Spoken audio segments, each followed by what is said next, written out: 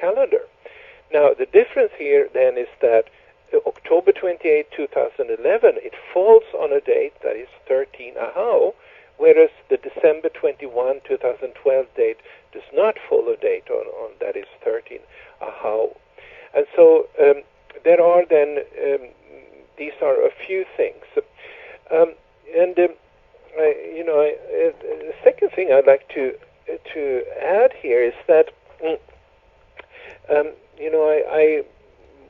when you asked me, can you make any prediction, and I said that no, I'm not certain about predictions right now. Yes. But at the same time, if you look upon it in retrospect, I think it's true that I have been very accurate with certain predictions that really have not been, that I've been pronouncing at a very early point. An example that was the whole shift of the world economy to the big Asian nations. And another example was the increase in conflicts between East and West, which started around this. These are things I predicted, but it's I'm not predicting it just based on intuition, but I'm predicting it based on what I know from the Mayan calendar and its particular end date. Yes. Another thing that I have predicted early in the 90s is, as I said earlier, the economic downturn that the world would take in the year 2008. And these predictions are based on the end date, October 28, 2011. So to the extent that I'm right about this prediction of an economic downturn in this year, well, that it serves to verify and give credibility to the end date, October 28, 2011. Right. What about a big date like, let's look at, for instance, the September 11th of 2001, because that seems to have kind of set off a lot of these different how our world turned out to be after that. That, for instance, we can say that was a key date in regards to the conflict you're talking about between the West and the East, right? Yeah. Well, it's you might say that this it's the underworld that we are in right now. It really started in 1999. That was the first pulse, you might say. Mm-hmm. But that's an underworld that tends to shift the weight of the world economy towards the east. In other words, countries like India and China, they may still be a lot poorer than the West, but they have become like the engines of the world economy. And at the same time, what happened with this underworld is that this kind of shift in the world generated naturally a shift, also an increased conflict, because there are no these kind of shifts without any kind of resistance. And so I think that then this 9/11 thing was part of this general scenario. It was the second day. It happened on a day that was Alligator Day, an initiating day, actually, of in this particular underworld. But it's not also that whether you like it or not. I think it was part of some bigger scenario that is sort of shifting the world into an Easternification, if you like. Interesting. And I want to ask you again, because you mentioned before that you've kind of noticed, I guess, that things seem to be a bit delayed, at least in regards to how they are kind of implemented, or how the energy kind of comes into the human world. But still, do you think that things are on cue, or are things progressing as you've expected, so to speak? No, I would have. In certain ways, I think, first of all, I would have expected these changes that we're seeing to be more dramatic, to have been more influencing everyone and the whole world, so to speak. And so in certain ways, it is not going exactly as I had expected. The shifts are a little bit tamer, if you want to use that word, than I had expected. And what can you say something more specifically that you can set as an example? I mean, you're talking about that, for instance, maybe more people would be involved in this. When you say that, are you referring to a spiritual change or a change in consciousness of the people on the planet? Is that what you're saying? Yes, that's what I'm saying.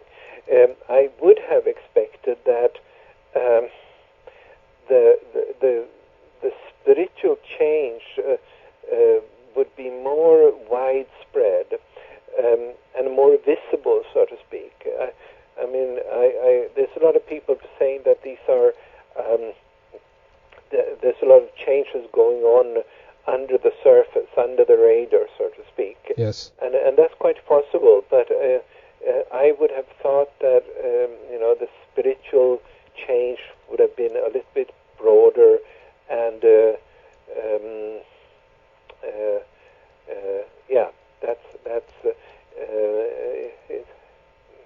there seems to be the forces that are resisting this kind of spiritual change maybe a little bit stronger than I would have expected.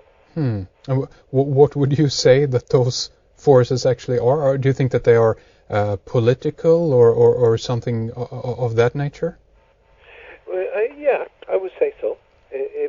Political. That's probably the best way of putting it. Right. But also there is always this. Human beings have some kind of an innate conservatism that they want things to stay the same if because that feels safe and it's and that so the energies now are changing very rapidly, but it's I don't see it necessarily being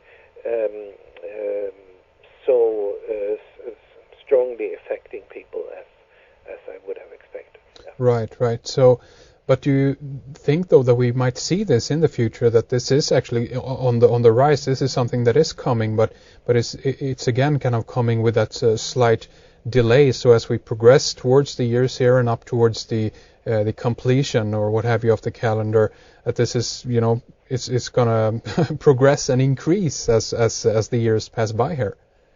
Yeah, I think so, but it's probably if you it's probably that things there are a lot of things that need to be moved out of the way and before it really will have the space to blossom or create the new. Yes. And how this will happen, I don't know exactly. Right. So, I mean, maybe we can go back a little bit again and talk about the different levels and the different how this progress, so to speak. I guess that you are mainly looking at this point, at least, at the official history of the world and the official, even I guess to a certain extent, scientific and archaeological evidence. Is that correct, Carl? Yes, I'm basing myself very much on what you might say the official history, so to speak, and so I'm basing myself most of the facts that I'm basing myself on is really very much the same things that people will find in standard encyclopedias and so forth. Yes. And yeah.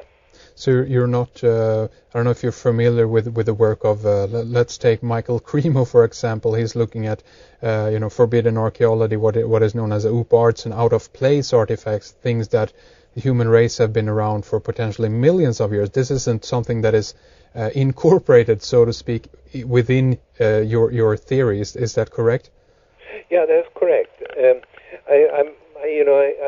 I haven't really read his books, but I've seen it, and I think I know the basic ideas of it. Well, actually, if he is right, then the Mayan calendar is wrong. Okay. And so I couldn't base my study on the Mayan calendar on the kind of findings that he's presenting in forbidden. Yes. Archaeology. Yes.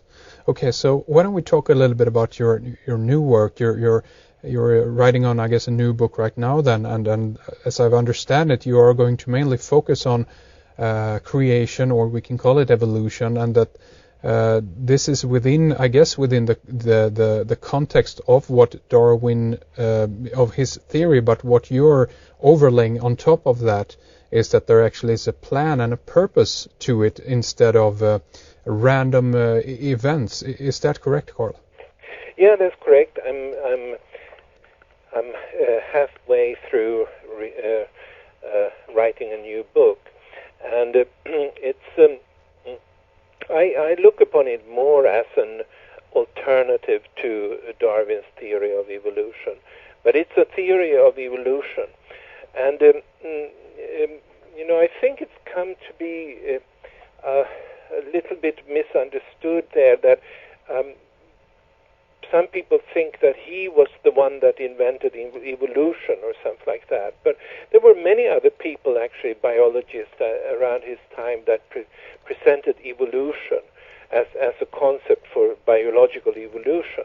But he was the one that sort of presented an idea where evolution was driven by the struggle for life, and later that has become evolution being driven by various kinds of random events, random mutations in the DNA and so forth, and meaning that he looked upon evolution as something that had no purpose, no direction, and was unrelated to any higher purpose of the universe.